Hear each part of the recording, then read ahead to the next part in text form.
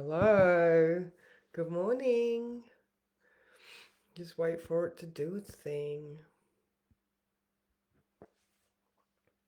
All right. Okay. All right. So just a reminder. There's the little three dots at the top somewhere that says notify me.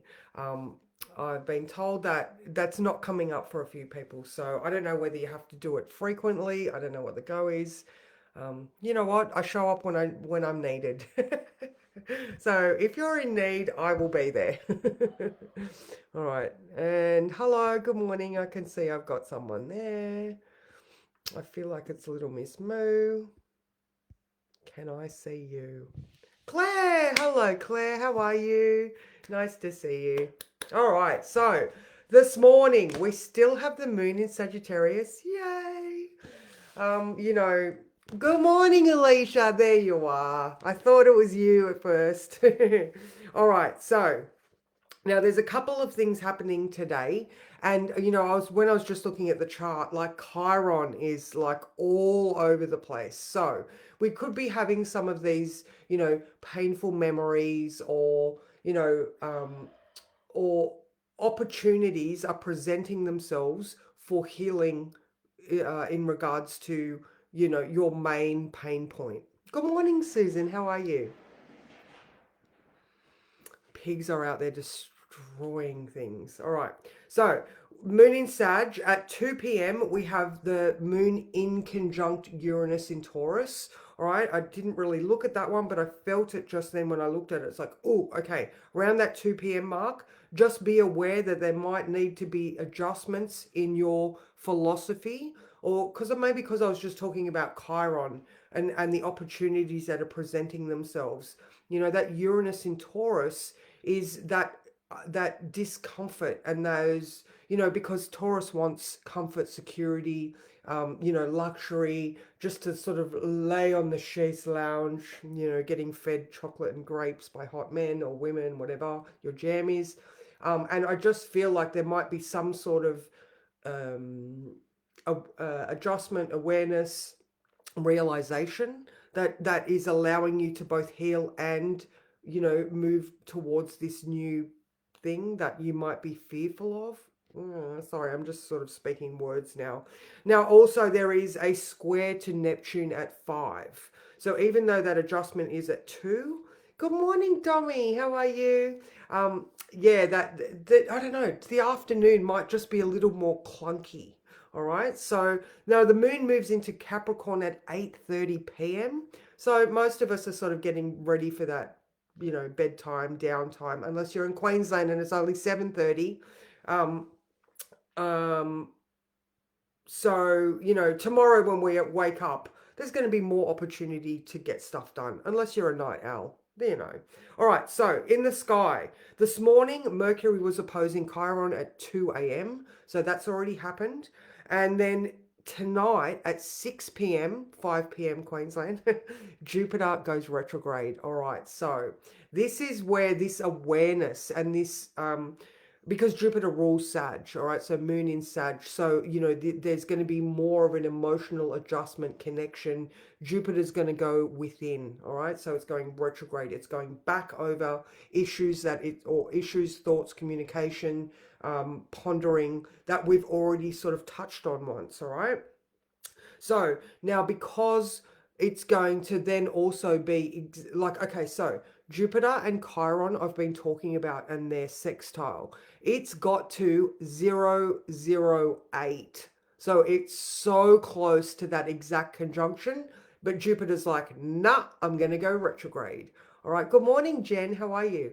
So like when we're not quite at that point. Oh my God, we're so close, but we're not quite at that exact. All right, so now it's that two steps forward, one step back. So we're very cognizant of what the issues are and how we need to heal. But we're getting there, and then there's all these considerations coming up, that we then need to revisit. All right. So Jupiter in Gemini. Jupiter, knowledge, awareness, expansions, higher spirituality, higher learning, you know, in the area of our mind anyway in Gemini, and then it's going to retrograde back while still touching Chiron, who's so very active in Aries. So Aries is that bravery and initiation, force, drive, and Chiron, we're very active in our healing potential. Still brain blank. Yeah, absolutely, Jen. I was just having, Wednesday, I just had my talk to Annie, and the same thing. I'm like, I know I'm moving forward. I know I'm just heading towards where I want to be, but I feel like I'm like completely stagnant. I know I'm not, but the feeling is there. It's like, I just wanna. But, and her wise words for me were, does it not feel like fun anymore? And I'm like, no, I've lost that fun. And there's that Sag moon, there's that Jupiter. Jen, maybe you can, like suffering a brain blank, is it because your brain's like, I don't want to do it? Yeah, but are you allowing fun into your life? I mean, this Jupiter Sag stuff, Is there fun and play, and are you enjoying every day? Yesterday I was talking about, I think in the thing is, don't take your time for granted, because one day it will cease to pass. And the same thing is coming in here. Enjoy life while you can, because one day it will stop. Whether it's old age or whether it's a tragedy, one day your life will stop. Have you lived all of your moments to the best of your ability? Like, we know, you know what? Moving forward in life that's just a given.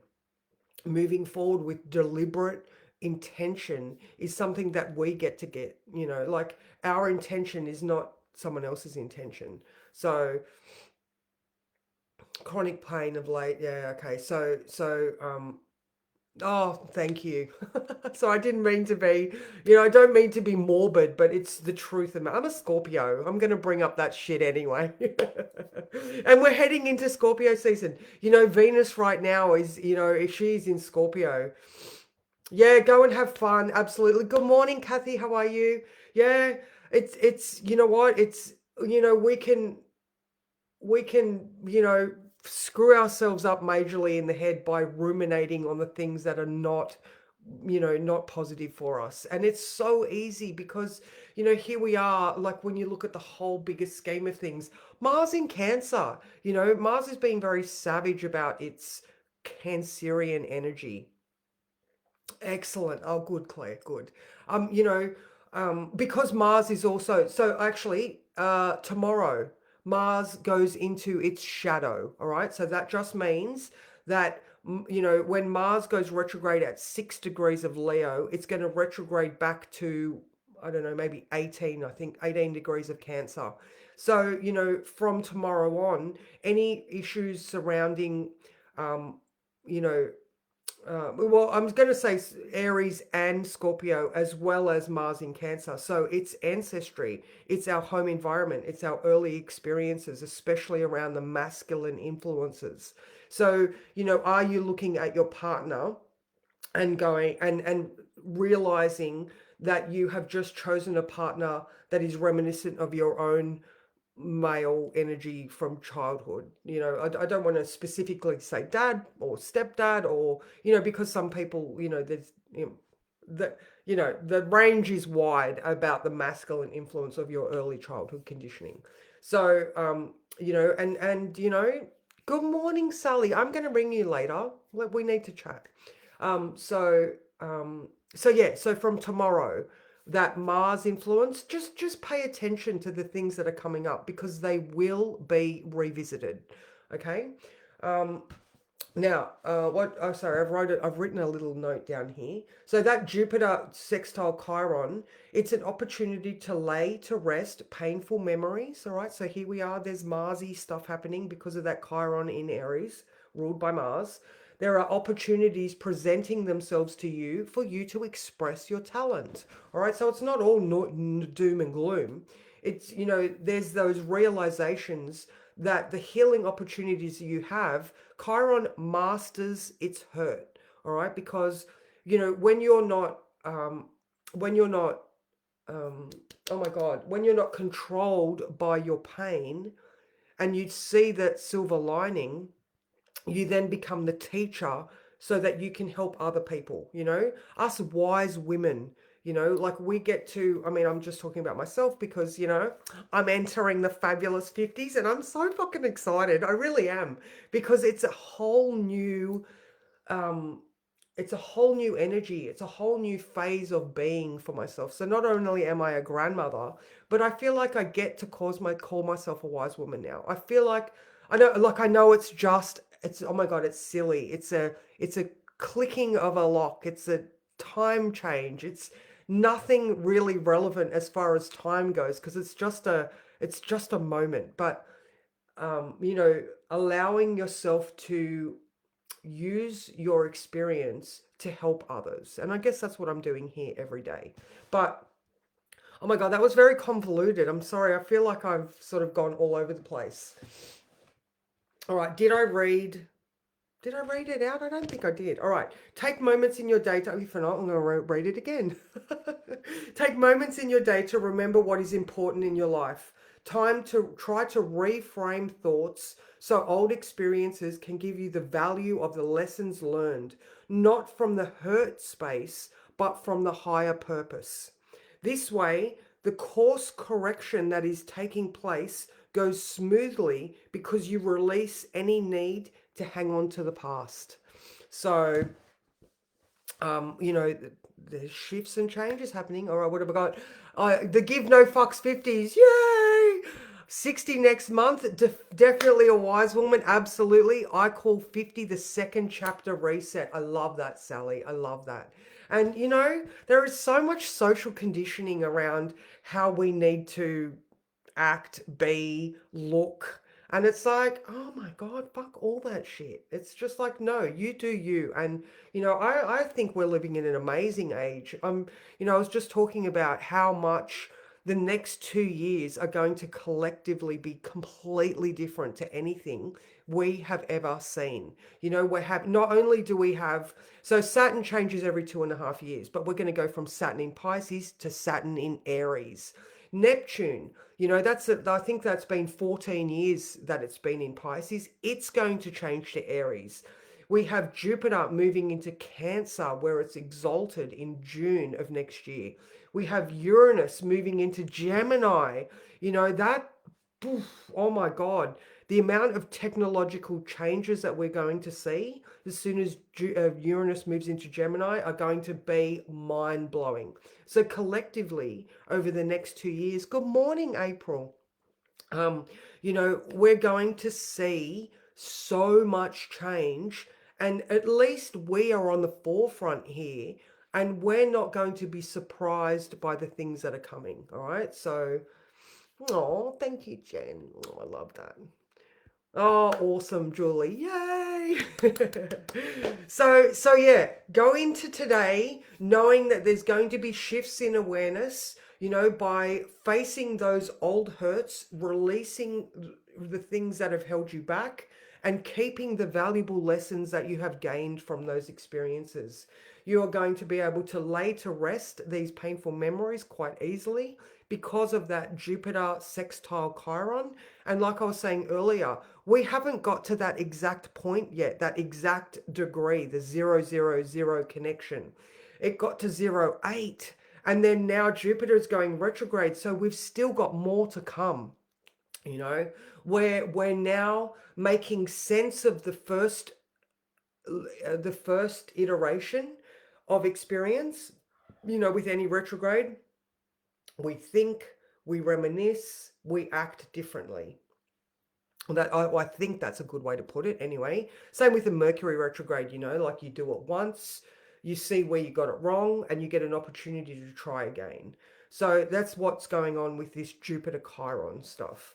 So have some fun in your day. Like seriously, this Sag moon finishes at 8:39, where we're going to get serious. All right. So tomorrow it looks like Oh, tomorrow's good. All right. So tomorrow we wake up with that Capricorn moon, and I'll just read you the first line.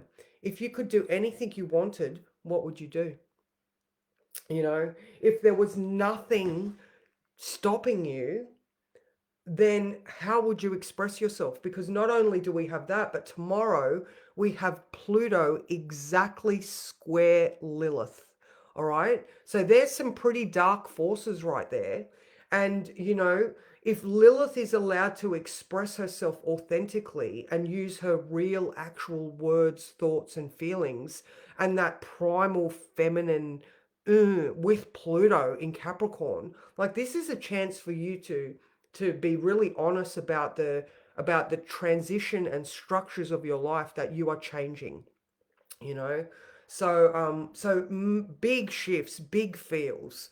All right, let's do the dream weavers. And oh my god, if you guys are feeling, I know I'm still feeling so tired.